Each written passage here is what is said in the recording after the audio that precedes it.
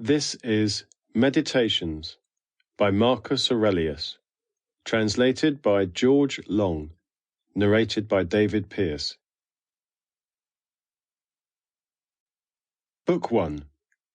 From my grandfather, Verus, I learned good morals and the government of my temper.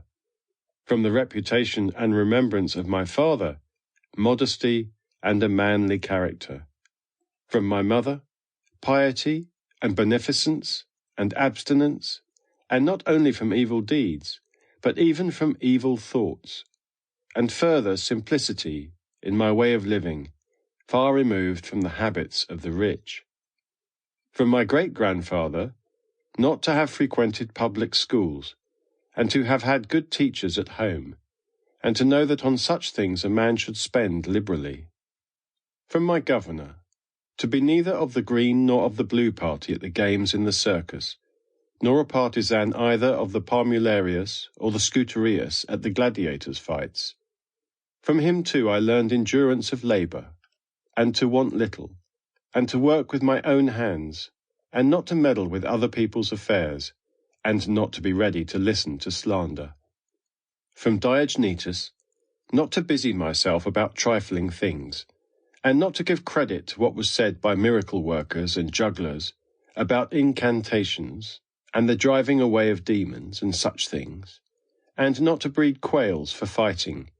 nor to give myself up passionately to such things, and to endure freedom of speech, and to have become intimate with philosophy, and to have been a hearer first of Bacchius, then of Tandasis and Marcianus, and to have written dialogues in my youth, and to have desired a plank bed, and skin, and whatever else of the kind belongs to the Grecian discipline. From Rusticus I received the impression that my character required improvement and discipline, and from him I learned not to be led astray to sophistic emulation, nor to writing on speculative matters, nor to delivering little hortatory orations, nor to showing myself off as a man who practices much discipline, or does benevolent acts in order to make a display, and to abstain from rhetoric and poetry and fine writing, and not to walk about in the house in my outdoor dress, nor to do other things of the kind, and to write my letters with simplicity, like the letter which Rusticus wrote from Sinuessa to my mother, and with respect to those who have offended me by words or done me wrong, to be easily disposed, to be pacified and reconciled, as soon as they have shown a readiness to be reconciled, and to read carefully, and not to be satisfied with a superficial understanding of a book, nor hastily to give my assent to those who talk overmuch. And I am indebted to him for being acquainted with the discourses of Epictetus, which he communicated to me out of his own collection.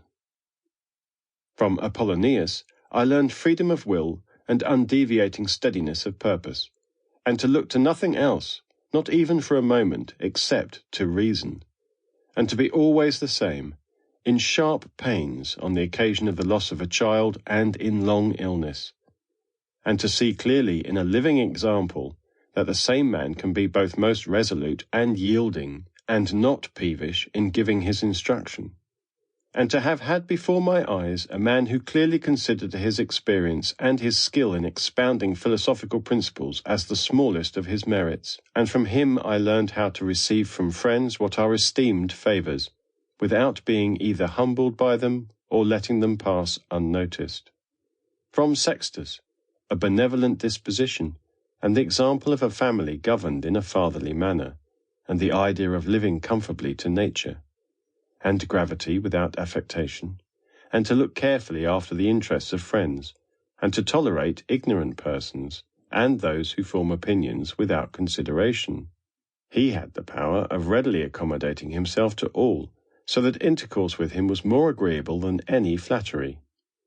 And at the same time he was most highly venerated by those who associated with him, and he had the faculty of both discovering and ordering in an intelligent and methodical way the principles necessary for life,